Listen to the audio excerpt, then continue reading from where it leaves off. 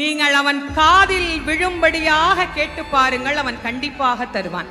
நிறைய பேர் சொல்றாங்க, நாங்களும் கேட்டுட்டு தாங்க இருக்கிறோம், எங்களுக்கு அவன் கொடுக்க மாட்டேங்கிறான் அப்படின்னா, இறைவன் வெளியிலிருந்து நாம் கொடுக்கின்ற எந்த பொருளையும் தனக்கென ஏற்றுக்கொள்வதில்லை. நானே தயாரித்து ஒன்று கொடுத்தால் இறைவன் அதை ஏற்றுக்கொள்வான். நிறைய பேர் நான் கூடையா பூ வாங்கிட்டு போறேன், நான் அப்படி அபிஷேகம் பண்றேன், இப்படி அபிஷேகம் பண்றேன், எல்லாம் வெளியிலிருந்து வந்தது தானே, நீங்களா என்ன கொடுத்தீங்க, நீங்களா அவனுக்கு என்ன கொடுத்தீங்க, அவன் கேட்பான்ல நீ என்ன கொடுத்த எனக்கு அப்படின்னு கேட்பீங்கல்ல.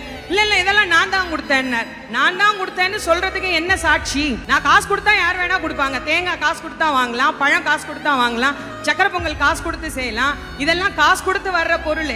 நானா உன்னை உருவாக்கி அவனுக்கு கொடுக்கணும், அது என்ன முடியும், என்ன அவனுக்கு நானா கொடுக்க முடியும்? நானா அவனுக்கு தரக்கூடிய விஷயம் என்று ஒன்று இருந்தால் 2 சொட்டு கண்ணீர், அதை தவிர வேற ஒண்ணுமே கிடையாது.